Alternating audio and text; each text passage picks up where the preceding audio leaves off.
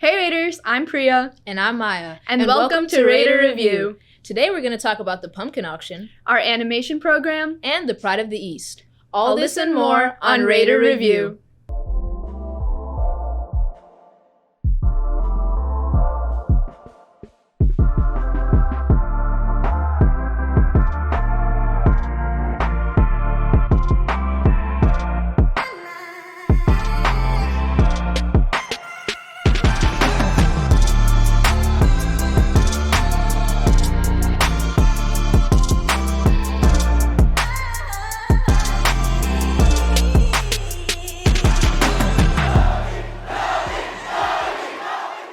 Hey Priya, did you hear about the pumpkin auction? Yeah, I did. The pumpkins in the library look so cool. Honestly, you're really right. They had so many intricate designs. I think it was really impressive. I thought it was really creative. My favorite must have been the cow pumpkin. The cow pumpkin, all right. Well, let's take a look behind the scenes and see what this pumpkin auction is all about. In late October of the 2023-24 school year, there was a pumpkin auction where teachers could bid on pumpkins they wanted to purchase and take home. Let's hear more about the details. So we had been painting pumpkins for the last year previously, I believe, for the last couple years. Basically, we wanted a fun way for the kids to be able to fundraise for the class.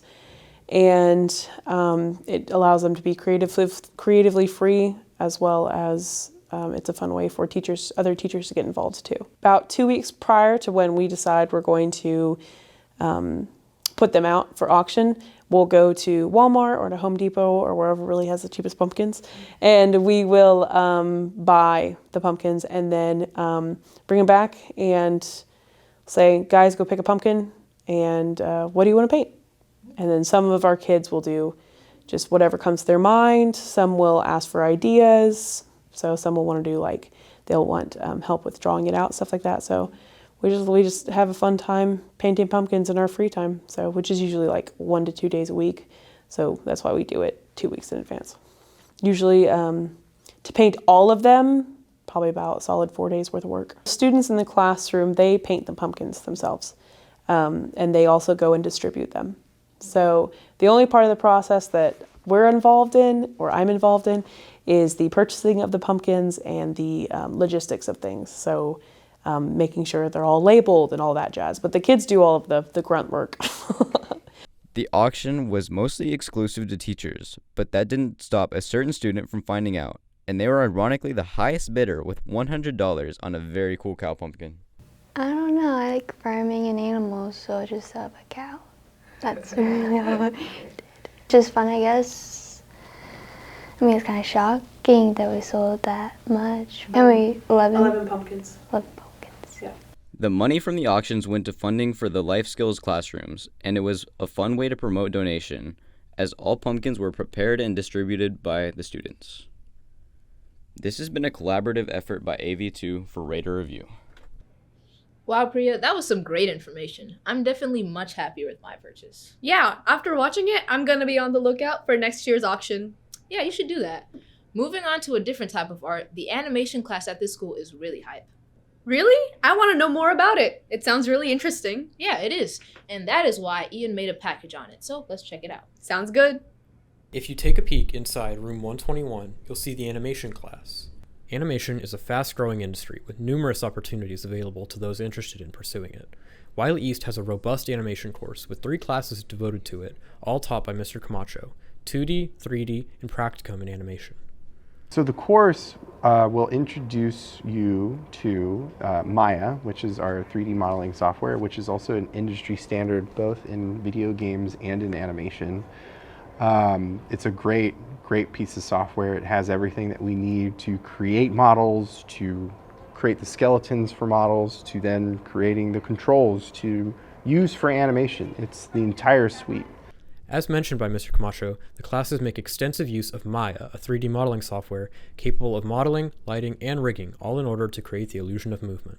My favorite part would be the actual teaching of animation. So there's a lot that goes into it. So there's modeling 3D objects, lighting, and painting our models, but The actual creation of movement is probably my favorite part, because it's like playing with action figures and getting to pose them and then seeing them come alive is so much fun.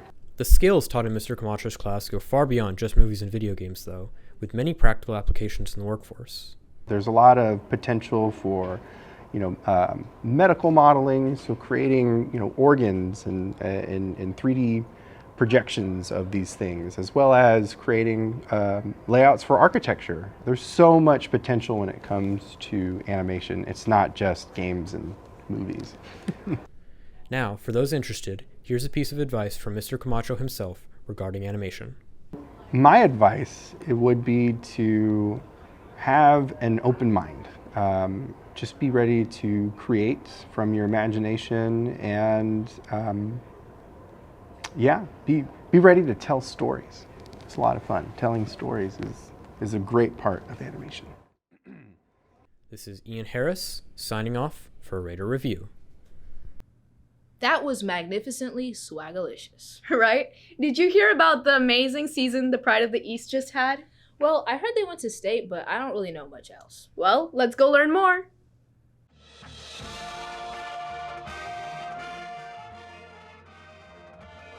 Here at Wild the East, we have a very successful band program. They are a 4-time qualifier for the state marching championship. Mr. Edwards is in charge of the marching band. He works extremely hard to prepare them for a great season. It's always comes to goal setting in regards to, hey, what do we want the kids to achieve? Where are we at the end of the year? And so we make a list of the things that we want to accomplish, everything that we want to see that you guys have gained over throughout the year. And then we work our way backwards and we plan with that goal in mind. And our goal is to set you guys up for, just by giving you a routine and making sure that we adhere to that, and then creating checkpoints throughout the year to see, are we where we need to be here in September, in October? Are we on track to that end goal that we gave? The band practices every morning to be as prepared as possible for their competitions. It takes a lot of time and help in order to be the best. Things that we're going to need, parent support, community support. We're going to have to, get kids just completely to fall in love with their instruments and fall in love with music making.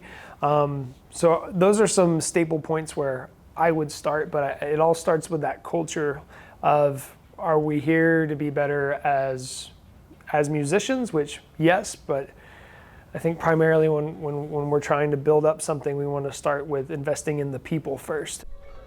The band plays a crucial role in school spirit and culture.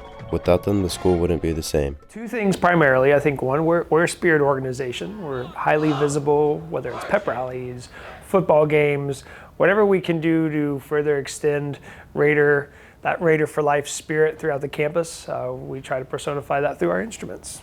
This is Grayson. This is John. Signing off for Raider Review.